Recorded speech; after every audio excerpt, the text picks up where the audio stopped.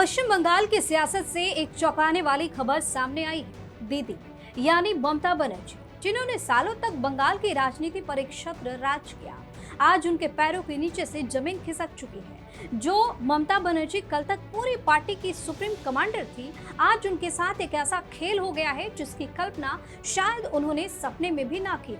TMC के भीतर छिड़ी वर्चस्व की जंग अब सीधे पार्टी मुख्यालय तक पहुंच गई और ममता बनर्जी के हाथ एक ऐसी करारी शिकस्त लगी है जिसने उन्हें पूरी तरह से अलग थलग कर दिया है। बगावत का जो बारूद सुलग रहा था, उसने अब दीदी का सियासी किला ही ढा दिया है। इस स्टोरी में आपको बताएंगे क्या है कोलकाता से ये हैरान कर देने वाली खबर।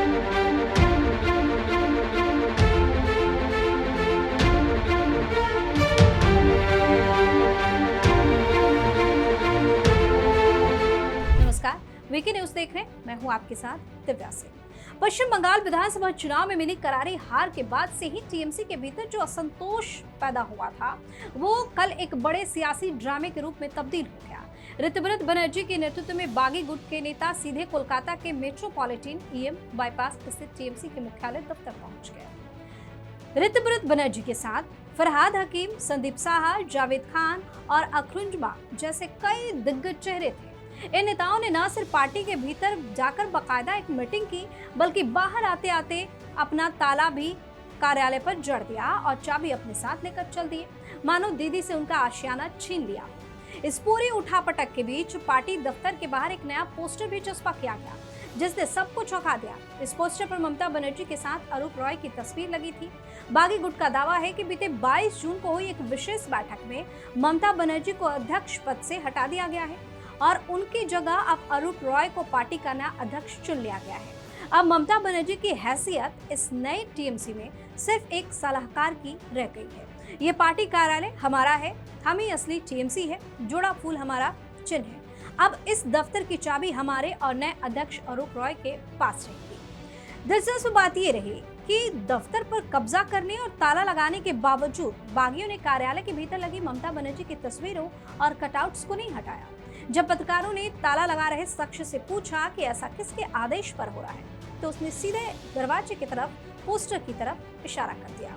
पार्टी दफ्तर पर कब्जा अचानक नहीं हुआ है, बल्कि इसकी स्क्रिप्ट बहुत सलीके से लिखी गई है। दफ्तर पहुंचने से ठीक एक दिन पहले ऋतुव्रत गुट के नेताओं ने दिल्ली में चुनाव आयोग से बाकायदा मुलाकात की। गुट का दावा है कि उन्होंने पार्टी के भीतर हुई इस संगठनात्मक बदलाव और नई राष्ट्रीय कार्य समिति की गठबंधन से जुड़े तमाम डॉक्यूमेंट्स यानी दस्तावेज चुनाव आयोग को सौंप दिए, ताकि तकनीकी और कानूनी रूप से भी ममता बनर्जी को मात दी जा सके। इस सियासी तख्तापलट की जमीनी हकीकत तब सामने आई जब ममता बनर्जी के बेहद करीबी और समर्थक नेता कुणाल घोष पार्टी दफ्तर पहुंचे, लेकिन वहां नजारा बदला हुआ था।